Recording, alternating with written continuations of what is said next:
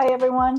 If you've never tasted a Portuguese kale and chorizo and potato soup, you are in for a great surprise. This is so delicious and so nutritious too.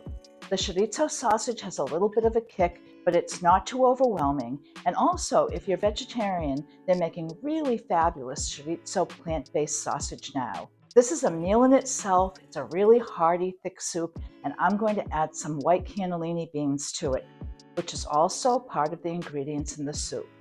So please enjoy the video, and if you haven't had a chance to subscribe yet, please do, I would love it. You'll find me on Facebook and TikTok and Instagram. Thanks for watching. I'm going to start by getting my kale ready. Cut the ends off and then make sure to wash it. Anything leafy can have some hidden dirt. And now I'm going to chop an onion, just one large onion, and put that aside. I'm getting about 2 to 3 carrots ready, and make sure when you're making a soup that you cut your soup ingredients to be small so they all fit on a spoon. I'm adding that to the onions. And now I'm going to go for celery. I'm using 2 stalks of celery, and I like cutting a large piece down so that it's easier to handle. I want to do matchsticks, and then I want to cut these about the same size as those carrots.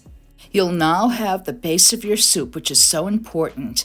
After this, I'm going to cut about 4 garlic cloves, 4 to 5, peel them and chop them really fine, and then put those aside.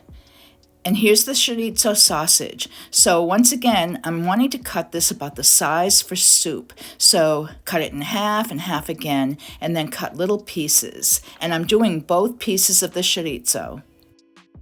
I'm putting this aside, and now I'm going to cut some baby potatoes. You could use a large potato too that's peeled, and I want these cut small. So I really like these mixes of potatoes that have the purple ones, the red ones, the white ones. They're really cool to look at. Here's the kale, and although it looks like a lot, this is going to shrink down. I'm cutting these into small pieces too, maybe about a 1 or 2 inch by 2 inch.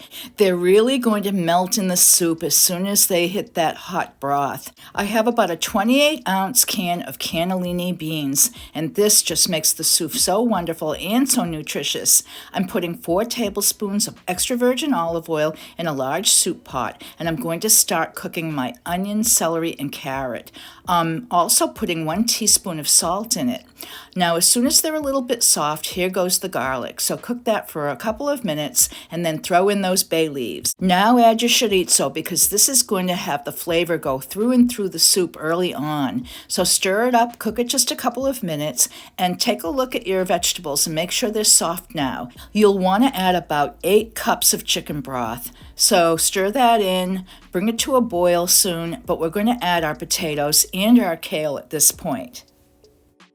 A lot of kale here, so bury it in that hot liquid and put a lid on it and bring it to a boil. Stir every once in a while. Want to cook your soup for about maybe 15 minutes. I want to wait and put my white beans in at the end because they're already cooked. So here we go. And the last thing you need to do is to make sure that your potato is thoroughly cooked. So I'm going to take a piece out and taste it, and if it's tender enough, my soup is done, and it was. Our soup is done, so let's bring it over and give it a taste. I do think it probably will need a little bit of salt. The only salt I put in was at the beginning to sweat the onions, but I think after I tasted it, I felt it needed a little bit. I want to get a little bit of everything.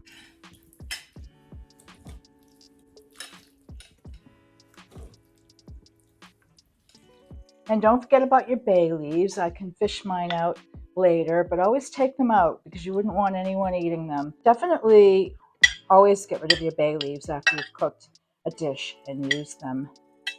So here we go. I have a little potato, I have a little carrot.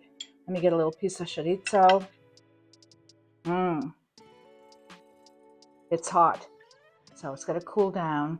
This reheats beautifully. This freezes pretty well. Although potatoes don't really freeze that well, they kind of dissolve a little after you defrost them, but still, they hold up reasonably well. So I wouldn't discourage you from freezing this.